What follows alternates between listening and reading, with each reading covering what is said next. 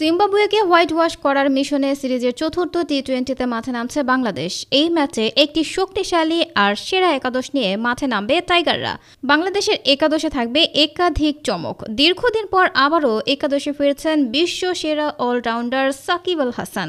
IPL মাতিয়ে আসার পর এবার লাল সবুজের জার্সি গায়ে মাঠ মাতাবেন মুস্তাফিজুর রহমান।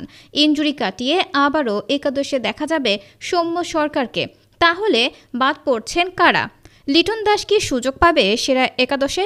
রিশাদ নাকি শেখ মাহিদি? কাকে বেছে নেবে বাংলাদেশ টিম ম্যানেজমেন্ট?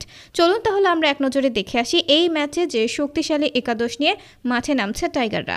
সিরিজের প্রথম 3 টি-20 জিতে ইতোমধ্যেই সিরিজটা নিজেদের করে নিয়েছে বাংলাদেশ। এখন তাদের একটাই লক্ষ্য, জিম্বাবুয়েকে হোয়াইট ওয়াশ করে নিজেদের আত্মবিশ্বাস বাড়িয়ে নেওয়া, সাথে বিশ্বকাপের একটা ভালো প্রস্তুতি সেরে নেওয়া। প্রথম 2 টি-20তে বাংলাদেশ সহজে জিতলেও শেষ ম্যাচে লড়াই করেছে জিম্বাবুয়ে।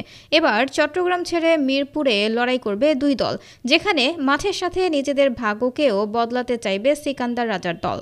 এদিকে জিম্বাবুয়ের বিপক্ষে চলতি টি-20 সিরিজের শেষ 2 ম্যাচের জন্য 15 সদস্য দল ঘোষণা করেছে বাংলাদেশ ক্রিকেট বোর্ড বিসিবি। এই 2 ম্যাচের জন্য দলে ফিরেছেন সাকিব আল হাসান, মুস্তাফিজুর রহমান ও সৌম্য সরকার। আর আগের দল থেকে বাদ পড়েছেন পারভেজ হোসেন ইমন ও আফিফ হোসেন ধ্রুব। আর পেসার শরীফুল ইসলামকে বিশ্রাম দেওয়া হয়েছে। চলুন তাহলে আমরা এক নজরে দেখে আসি এই ম্যাচে যে শক্তিশালী একাদশ নিয়ে মাঠে নামছে বাংলাদেশ আর কেমন হবে বাংলাদেশের ব্যাটিং অর্ডার।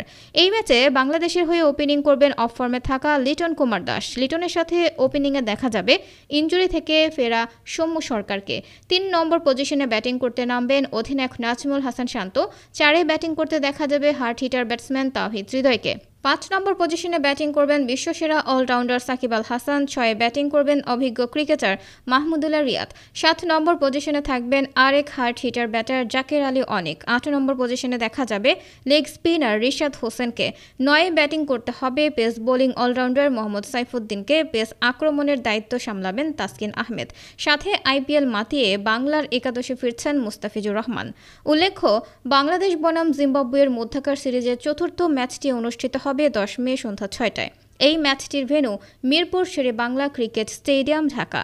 এক নজরে বাংলাদেশের একাদশ: লিটন কুমার দাস, সৌম্য সরকার, নাজমুল হাসান শান্ত, তাওহিদ হৃদয়, সাকিব আল হাসান, মাহমুদুল্লাহ রিয়াদ, জাকের আলী অনিক, রিশাদ হোসেন, মোহাম্মদ সাইফুদ্দিন, তাসকিন আহমেদ, মুস্তাফিজুর রহমান। প্রিয় দর্শক বন্ধুরা, সিরিজ চতুর্থ ম্যাচে জিতবে কোন দল, বাংলাদেশ নাকি জিম্বাবুয়ে? আপনাদের গুরুত্বপূর্ণ মতামতটা অবশ্যই নিচের কমেন্ট বক্সে লিখে জানাবেন। আর ভিডিওটা ভালো লাগলে লাইক দিয়ে শেয়ার করে দিবেন বন্ধুদের মাঝে।